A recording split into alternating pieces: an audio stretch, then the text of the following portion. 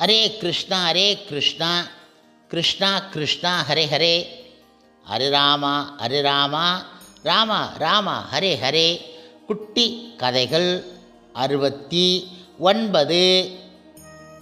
இதில் குலசேகர ஆழ்வாரின் கதை காண்போம். முன்பு ஒரு சமயம் சேர நாட்டை வழி வழியாக நெடுங்காலம் சேர மன்னர்கள் ஆண்டு வந்தார்கள். அவர்கள் பெரும் சிறப்பும் புகழும் உடையவர்கள் ஆவார்கள். சேர மன்னர் மரபில் அன்பிற்கும் அருளுக்கும் இருப்பிடமாக திடவரதன் என்னும் மன்னன் ஒருவன் திகழ்ந்தான். அவன் கல்வி அறிவிலும் செங்கோல் வலுவாமலும் அறநெறி பிறழாமலும் ஆட்சி செலுத்தும் தன்மையிலும் சிறந்தவன் ஆவான். மக்களுக்கு நன்மைகளே செய்து திருமாலின் மீது நீங்கா பக்தி கொண்டு இருந்தான்.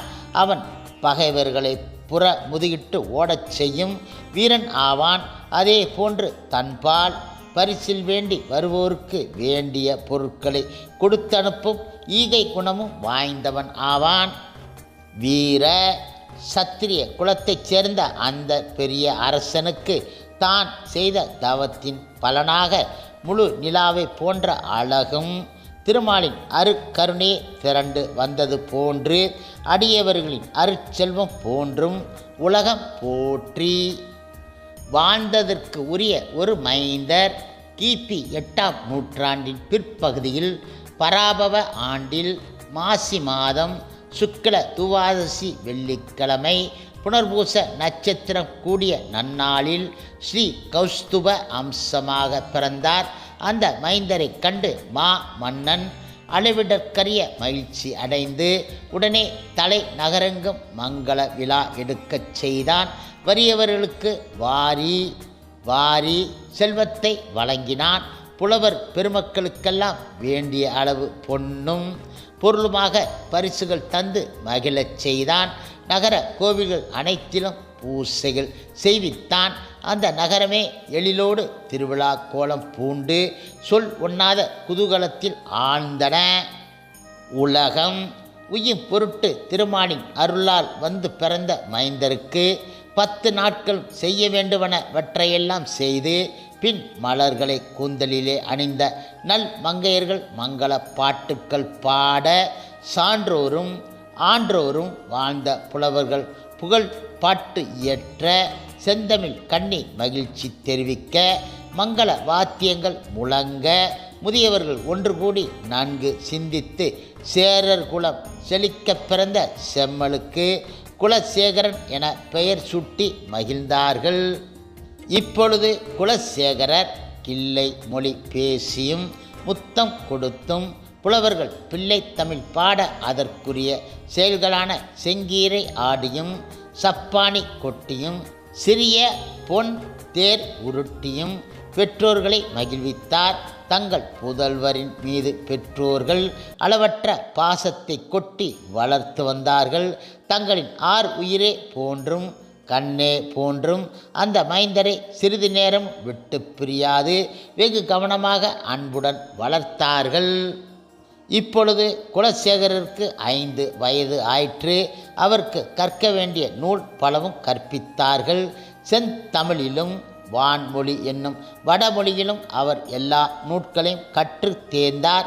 அவற்றில் கவி பாடவும் ஆற்றல் பெற்றார்.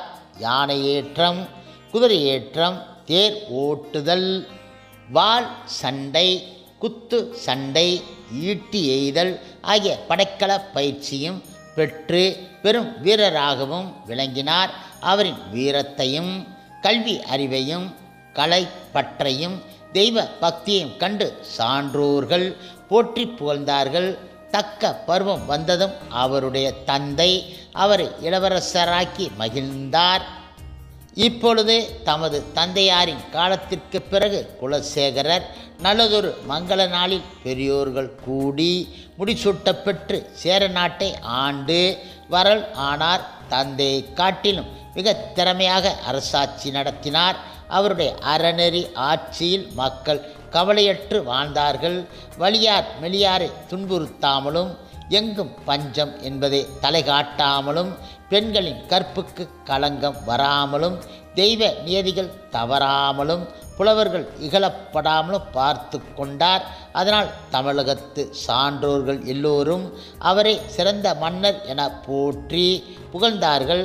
அவருடைய திறமையையும் அறிவையும் ஆட்சி செய்யும் ஆற்றலையும் சான்றோர்கள் அவரை போற்றுதலையும் கண்ட சோழ மன்னனும் பாண்டிய மன்னனும் அவர் மீது பொறாமை கொண்டார்கள். அவரை போரிலே வென்று அவமானப்படுத்தவும் தங்களது சிறப்பை பெருக்கிக் கொள்ளவும் சேர நாட்டை தங்கள் ஆட்சிக்குள் கைப்பற்றி கொள்ளவும் பேராசைப்பட்டார்கள். அதனால் குலசேகரரை போரில் வெல்ல கருதி அவரை எதிர்த்தார்கள். அவர் அந்த போரிலே அந்த வேந்தர்களை வென்று வெற்றி மாலை சூடினார். இப்பொழுது சேர சோழ பாண்டிய நாடு உடைய தமிழகத்தை ஒரு குடையின் கீழ் ஆண்டு பெரும் சக்கரவர்த்தி என கீர்த்தி பெற்று திகழ்ந்தார். பாண்டிய மன்னன் அவருடைய ஆண்மையைக் கண்டு தனது அருந்தவ புதல்வியை அவருக்கு திருமணம் செய்து கொடுத்தான்.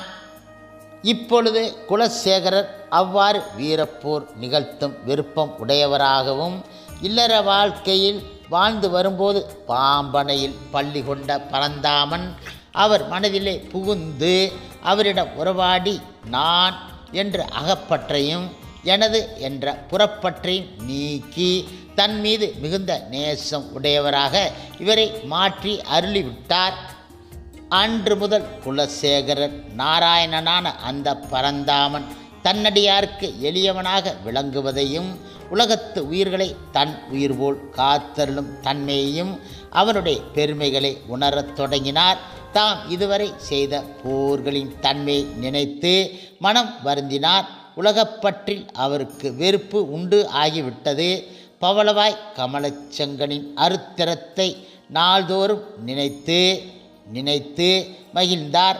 அதே சமயம் தாம் இதுவரை வாழ்ந்த வாழ்க்கை நினைத்து நான் எனது என்னும் பற்றினால் நான் செய்த செயல்கள் எல்லாம் எத்தனை அற்பமானவை, மெய் அறிவை மறந்து பொய் அறிவிலே புரண்டு மறுமை பெரிய இன்பத்திற்குரிய வழியை நாடாமல் பிறவி சுழலுக்கே கவர்ந்து இழுக்கும் போகங்களை நாடி சிறுமைகளை எல்லாம் பெருஞ்செல்வமாக கருதி வீண் பொழுதாக கழித்து விட்டேனே என மனங்கலங்கி வருந்தினார். மேலும் திருவரங்கத்தில் கோவில் கொண்டுள்ள ரங்கநாதனை கண்டு மகிழாமலும் அவருக்கு தொண்டு செய்யாமலும் நீள் சுவரென வாழ்ந்து வீண் பொழுது கழித்து விட்டேனே என்பார் அவர். இப்பொழுது குலசேகர ஆழ்வாருக்கு நாளாக திருவரங்க பெருமான் மீதுள்ள பக்தி அளவு கடந்து ஆகிவிட்டது. அவர் நாள்தோறும் நான் மிகுந்த செல்வமுள்ள குடியிலே மனிதனாக பிறந்து வேறு இடத்தில் வாழ்ந்து இன்பம் அடைவதை விரும்ப கிடையாது. அதைவிட தாழ்வான இழிவான பிறவியென கருதப்படும் நாரையாக பிறந்து உனது திருவேங்கட மலையில் உள்ள கோனேரி தீர்த்தத்தில் வாழும் நாரைகளுடன் கலந்து வாழ்ந்து எப்பொழுதும் உன்னையும் உனது திருவேங்கட மலையை விட்டுவிட்டு நீங்காமல் இருப்பதை நான் விரும்புகின்றேன் என்பார் அவர். ஓ, நான் தேவலோகத்தில் அரசனாக இந்திரனாக வாழ்ந்து அனுபவிக்கும் இந்திர போகத்தை விரும்ப கிடையாது. இந்த உலகம் முழுவதையும் ஆண்டு இன்பமடையும் அரச போகத்தை விரும்ப கிடையாது. இத்தகைய இன்பங்களை எல்லாம் விட கோனேரி தீர்த்தத்திலோ அல்லது திருவேங்கட மலையில் உள்ள அருவியில் ஒரு மீனாக பிறந்து திருவேங்கட மலையை விட்டுவிட்டு பிரியாமல் வாழ்வதையே விரும்புகிறேன் என்பார் அவர்.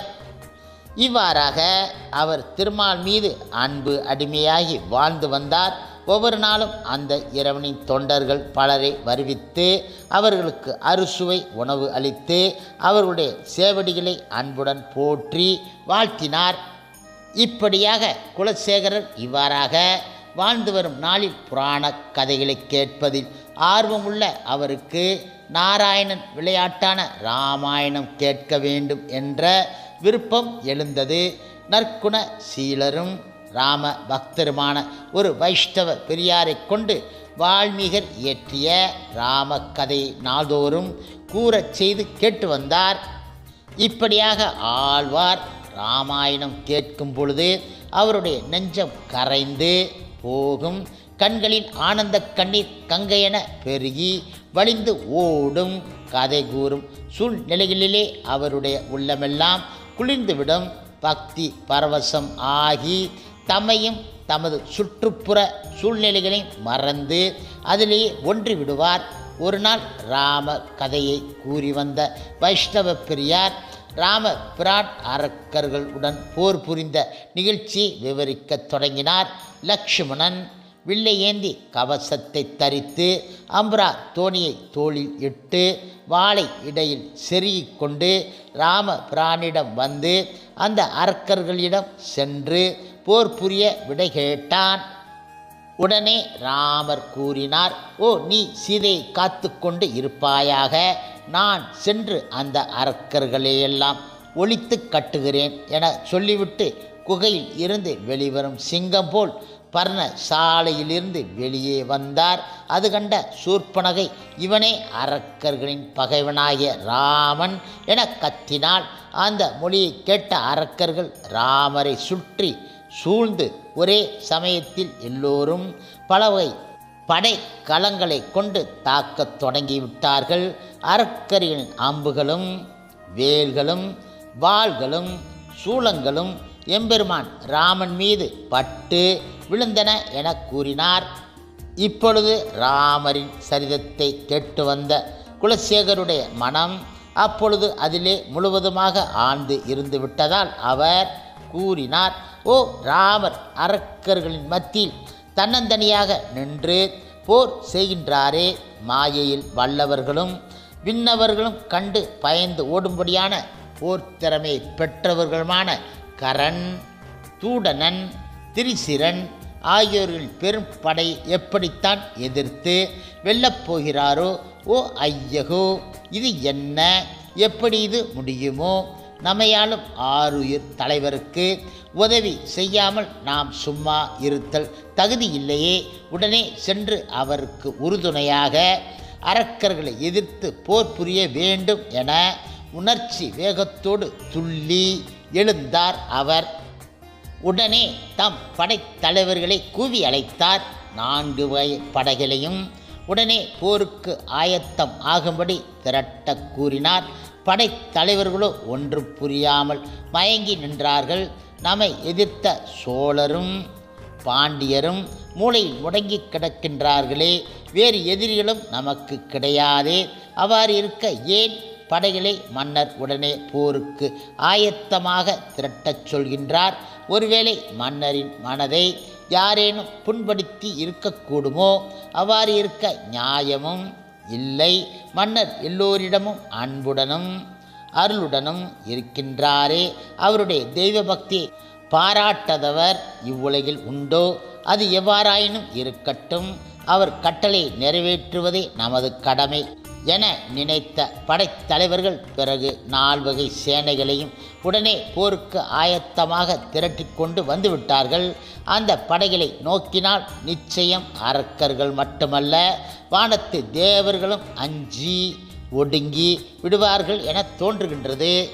இப்பொழுது குலசேகரின் தேர்ப்பாகன் தேரை போர்க்கோலத்துடன் கொண்டு வந்து அவர் அருகே நிறுத்தினான்.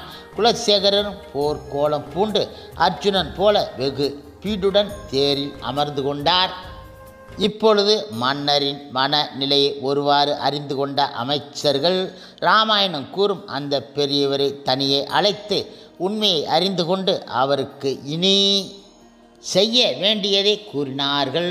அவரும் குலசேகர சக்கரவர்த்தியிடம் சென்று வணங்கி அவர் பாதங்களில் மலர்களை வைத்து, ஓ உலகம் யாவையும் ஒரு குடையின் கீழ் ஆளும் தன்மையுடைய வேந்தர் பிரானே, தங்களுடைய அன்பும் அருளும் மேலும் மேலும் சிறந்து விளங்குவதாக, தங்களுடைய வீரம் உலகம் உள் அளவும் வாழ்வதாக.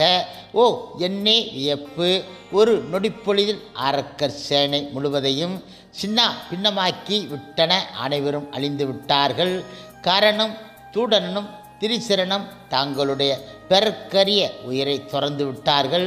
சக்கரவர்த்தி மகனான ஸ்ரீராமர் தனி ஒருவராகவே நின்று அரக்கர்களை எல்லாம் அழித்து வெற்றி வாகை சூடிவிட்டார்.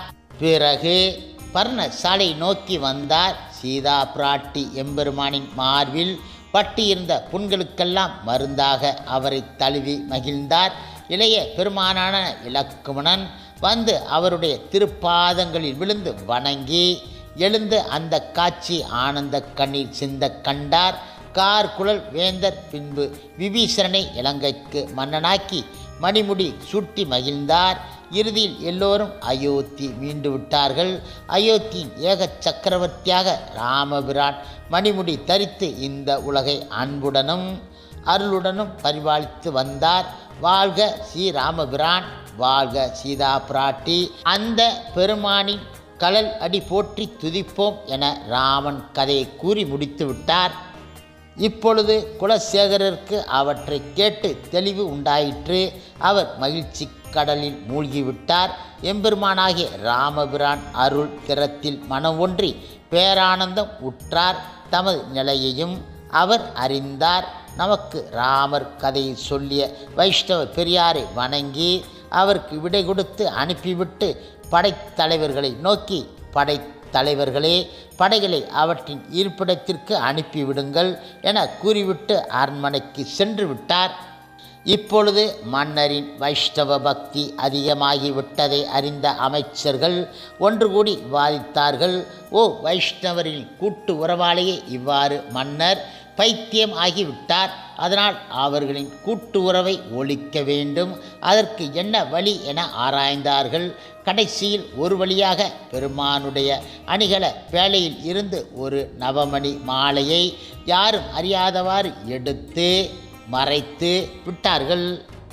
மறுநாள் வழக்கம் போல குலசேகரர் எம்பெருமானை ஆராதிப்பதற்காக பேழையை திறந்தார். அதிலே நவமணி மாலை இல்லாது இருப்பதைக் கண்டு திடுக்கிட்டார். செய்வது அறியாது கலங்கினார். பிறகு அமைச்சர்களை அழைத்து செய்தியை கூறினார். அமைச்சர்கள், ஓ வேந்தே, இந்த அரண்மனையில் இந்த இடம் வருவதற்கு வைஷ்ணவர்கள் மட்டுமே உரிமை உடையவர்கள். அவர்களில் யாரேனும் ஒருவர் அதை திருடி சென்று இருக்க வேண்டும். வேறு யாரும் எடுத்து இருக்க ஒரு சிறிதும் நியாயம் கிடையாது என்றார்கள். ஓ அமைச்சர்களே, அவ்வாறு கூறாதீர்கள். ஆதனூர் எந்தை அடியார்கள் இந்த பெரும் பாவத்தை புரிய மாட்டார்கள். அவர்கள் நான் எனது என்ற அகப்புறப்பற்றையும் நீக்கிய உத்தமர்கள். பெரிய அழகு பெண்களாலும் அவர்களை மயக்க முடியாது. அப்படி இருக்க அவர்கள் இந்த கீழ்நிலையான செயலை ஒரு காலம் புரிந்து இருக்க மாட்டார்கள். அவர்கள் எடுத்து இருக்க மாட்டார்கள் என்பதை நீங்கள் நன்கு உணரும்படி செய்கின்றேன். ஒரு குடத்தில் நல்ல பாம்பு ஒன்றை இட்டு என் இடத்தில் கொண்டு வாருங்கள் என குலசேகரர் கூறினார். அவ்வாறே அவர்களும் வேறு வழியில்லாமல் செய்து முடித்தார்கள். ஆயினும் அவர்களுடைய நெஞ்சம் பயத்தால் நடுங்கிக் கொண்டு இருந்தன. குலசேகரர் அவர்களையெல்லாம் ஒருமுறை பார்த்துவிட்டு, எம்பெருமானுடைய அடியவர்கள் அந்த மாலையை எடுத்து இருப்பார்கள். ஆனால் இந்த பாம்பு என்னை கடிக்கட்டும், இல்லையென்றால் இது என்னை கடிக்கக்கூடாது, சும்மா இருக்கட்டும் என கூறி தமது கையை குடத்திற்குள் நுழைத்து விட்டார். நல்ல பாம்பு அவரை கடிக்காமல் அவர் கையை முத்தமிட்டு பின்பு குடத்தை விட்டு வெளியேறி சென்று விட்டது. இப்பொழுது அமைச்சர்கள் மனம் நடுங்கி தாங்கள் செய்த தவறை அவரிடம் கூறி நவரத்தின மாலை திருப்பி கொடுத்து தலைமுடி கீழே படுமாறு வணங்கி எழுந்து தங்களை மன்னித்து அருளுமாறு வேண்டிக் கொண்டார்கள். இப்பொழுது குலசேகரர் அவர்கள் அறியாமையால் செய்த தவறை மன்னித்து விட்டார். இப்பொழுது குலசேகரர் கூறினார், ஓ, இனி நான் அரசு வேண்டேன். இந்த அரசை என் மைந்தருக்கு கொடுத்துவிட்டு எம்பெருமானின் திருத்தொண்டில் நான் முழுவதுமாக ஈடுபடப் போகிறேன் என்றார் அவர். அமைச்சர்கள் இனிமேல் தங்கள் மன்னரின் மனதை எவராலும் மாற்ற முடியாது என்பதை உணர்ந்து கொண்டார்கள். இப்பொழுது தனது அரசை தனது மைந்தரிடம் ஒப்படைத்துவிட்டு ஸ்ரீ ரங்கநாதரின் அடியவர்களோடு சேர்ந்து ஸ்ரீரங்கத்திற்கு சென்று ரங்கநாத பெருமாளை சேவித்தார். காஞ்சிபுரம், திருப்பதி முதலான திருத்தலங்களுக்கெல்லாம் யாத்திரை சென்றார். இப்பொழுது குலசேகர ஆழ்வார் தனது வாழ்நாள் முழுவதும் பாமாலையும் பூமாலையும் கொண்டு அரங்கப் பெருமானுக்கு எந்தவித குறையும் இல்லாமல் நன்முறையில் தொண்டு செய்து நெடுங்காலம் வாழ்ந்து மன்னார் கோவிலுக்கு சென்று பெருமாளை தரிசித்து நிற்கும்போது பரம ஆத்மாவின் பெரிய அருளால் இந்த உலகை விட்டுவிட்டு பரமபதத்திற்கு போய் சேர்ந்து விட்டார். அதாவது முக்தி அடைந்து அவருக்கு பக்தி தொண்டு செய்ய போய்விட்டார். வைகுண்ட நாதனுக்கு ஹரே கிருஷ்ணா ஹரே கிருஷ்ணா கிருஷ்ணா கிருஷ்ணா ஹரே ஹரே, ஹரே ராமா ராமா ராமா ஹரே ஹரே. ஸ்ரீல பிரபுபாதரின் சேவையில் இஸ்கான் பக்தர்கள்